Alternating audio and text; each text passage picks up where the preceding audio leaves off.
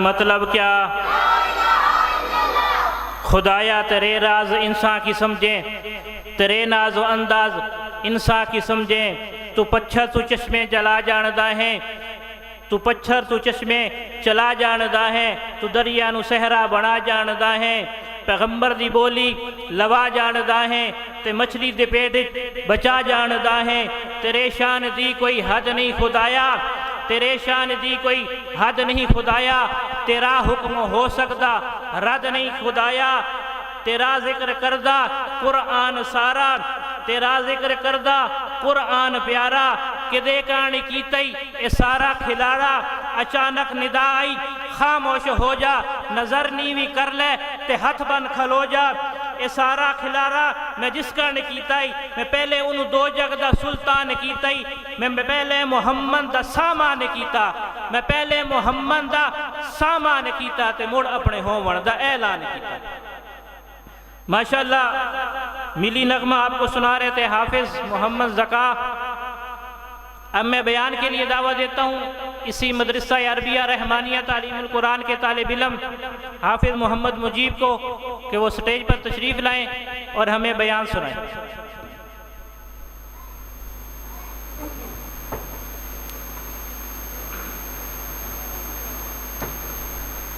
نحمده ونصلي ونسلم على رسوله الكريم اما بعد فاعوذ بالله من الشيطان الرجيم بسم الله الرحمن الرحيم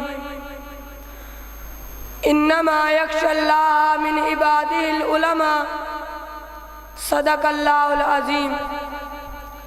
زیادہ دن نہیں گزرے یہاں کچھ لوگ رہتے تھے، زیادہ دن نہیں گزرے یہاں کچھ لوگ رہتے تھے، جو محسوس کرتے تھے علل اعلان کہتے تھے، ہوتا تھا چاک گریبانوں میں شمار ان کا، قضا سے کھیلتے تھے وقت کے الزام سہتے تھے۔ میرے انتہائی واجب الاحترام اساتذہ کرام، مہمانان گرامی اور میرے ہم مکتب بھائیوں، السلام علیکم ورحمۃ اللہ وبرکاتہ۔ آج 14 اگست 2026 کی اس یوم آزادی کی تقریب میں مجھے اپنی معروضات کو پیش کرنے کی سعادت حاصل ہو رہی ہے۔ سامعین محترم، 14 اگست 1947 کو اس دنیا کے نقشے پر نمودار ہونے والا اسلامی ملک جسے ہم پاکستان کے نام سے جانتے ہیں، یہ ملک ہمیں کسی ورثہ میں یا کسی صدقے میں نہیں ملا، بلکہ اس کے پیچھے پاک و ہند کی 300 سالہ جدوجہد اور قربانیاں ہیں۔ ہمارے آباء و اجداد نے، ہماری ماں بہنوں نے، نوجوان بیٹیوں نے اور علماء نے اپنی قربانیاں دے کر یہ ملک حاصل کیا۔ در حقیقت اس ملک کی بنیاد اس وقت ہی پڑ چکی تھی جب 18 سالہ نوجوان محمد بن قاسم حق کی یلغار کو لے کر سندھ کو فتح کرتا ہوا ملتان تک کے علاقوں میں اسلام کو بول بالا کرتا ہے۔ اس ہندوستان کے اندر 800 سال تک مسلمان حکومت کرتے ہیں، جس کے بعد آخری حکومت مغلیہ کی تھی، جس کے اندر انگریزوں نے مسلمانوں کو پست حالت دیکھ کر موقع کو غنیمت جانتے ہوئے بہادر شاہ ظفر کو شکست دی اور اپنی حکومت، تجارت اور سیاست کے غلبہ سے قائم کی۔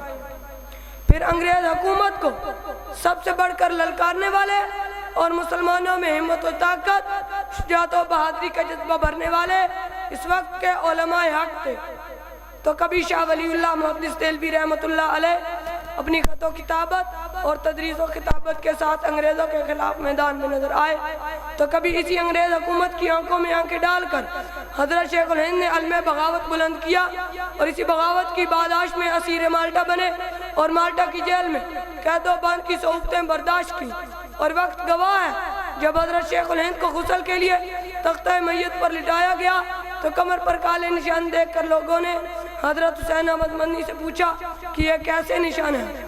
تو حضرت حسین احمد مدنی نے بتایا کہ مالٹا کی جیل میں انگریز حکومت کے افسران لوہا گرم کر کے ان کے جسم کو داغتے اور تکلیف دیتے تھے، تو یہ اس کے نشان ہیں۔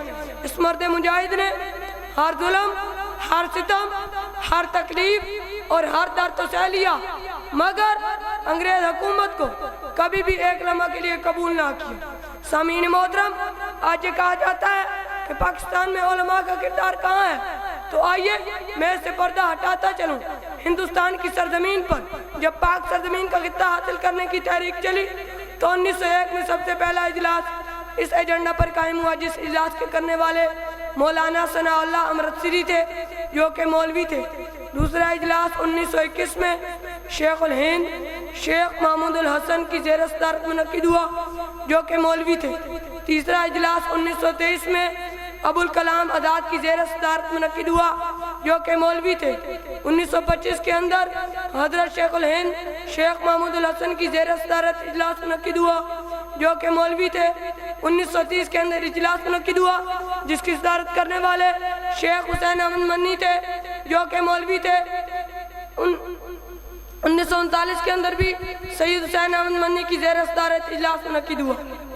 پھر جب مشرقی پاکستان بنا تو اس کا پرچم لہرانے والے علامہ ظفر احمد عثمانی تھے۔ جب پاکستان مارد وجود میں آیا تو اس کا پرچم لہرانے والے علامہ شبیر احمد عثمانی تھے۔ ابھی بھی کہتے ہیں کہ پاکستان میں علماء کا کردار کہاں ہے۔ آخر میں بس یہی کہوں گا، جب بھی اہل چمن کو ضرورت پڑی خون ہم نے دیا گردنیں ہم نے پیش کی۔ جب بھی اہل چمن کو ضرورت پڑی خون ہم نے دیا گردنیں ہم نے پیش کی۔ پھر بھی کہتے ہیں اہل چمن یہ چمن ہمارا ہے تمہارا نہیں۔ وآخر دعوانا ان الحمدللہ رب العالمین۔